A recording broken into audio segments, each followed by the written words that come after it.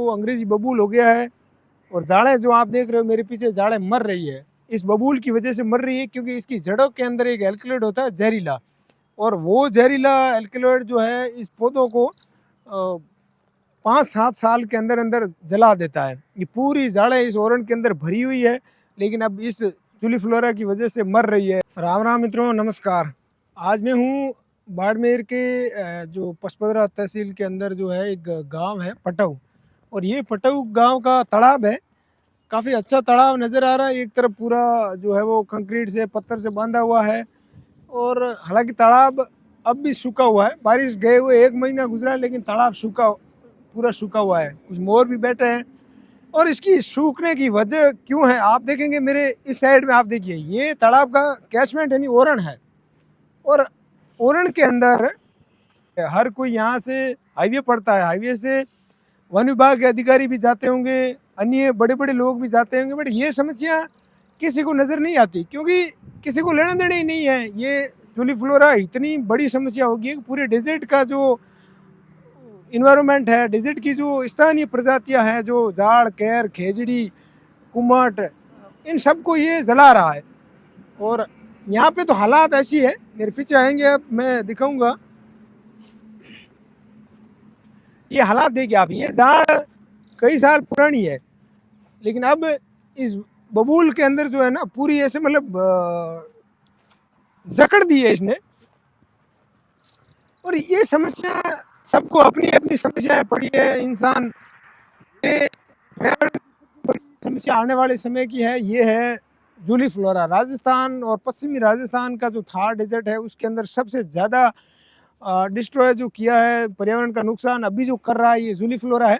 बीच में कुछ समय पहले हमने एक अखबार के अंदर भी एक न्यूज़ पढ़ी थी कि सरकार ने एक प्रोजेक्ट बना के भेजा है कि जूलीफ्लोरा को हटाना है।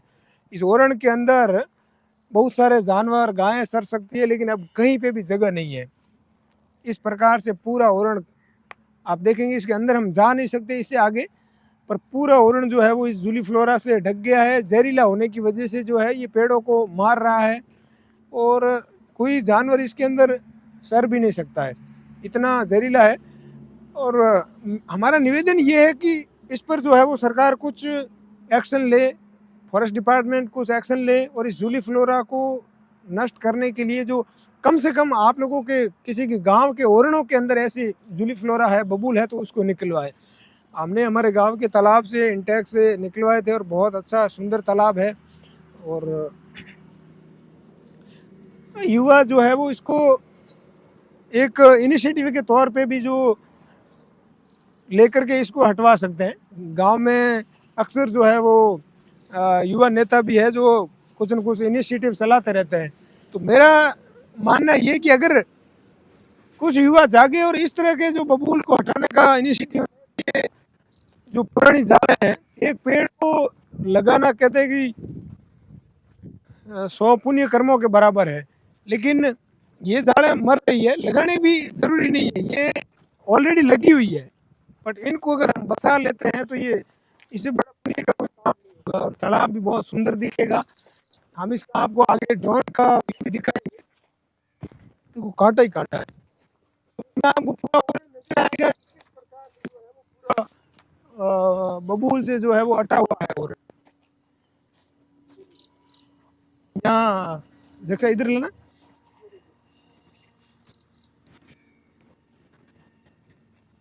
कैसे खुदाई की गई है, देखो इस तरह की खुदाई करके गांव के तालाब को बिल्कुल ख़राब नहीं करना है हम लोगों को। ये अंदर हम जा ही नहीं सकते कहीं से भी। और वो झाड़ तो है पूरा खोद के दम पर भर लिए गए हैं, वो बारिश में किसी दिन वो गिर जाएगी। ये एक धीमी मौत है इन पौधों की।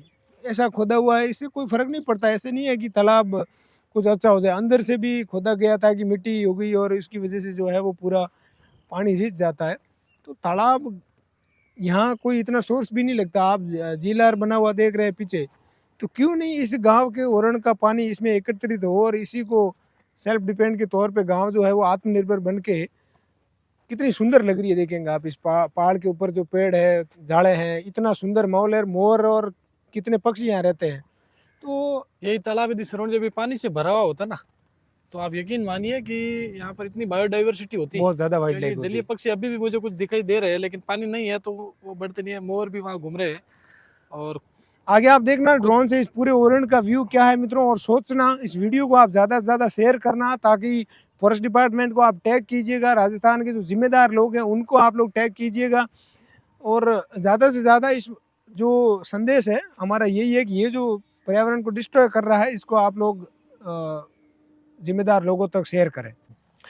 तो आप लोगों ने देखा मित्रों, ये इतनी जटिल समस्या है पर्यावरण की। सबसे बड़ी समस्या, हम लोग पेड़ लगा लें कुछ भी कर लें, लेकिन ये जो पेड़ लगे हुए हैं ये जल रहे हैं। तो आप लोगों से मेरी गुजारिश है, इस वीडियो को आप लोग ज़्यादा से ज़्यादा शेयर करें और जिम्मेदार लोगों तक इसको पहुंचाएं।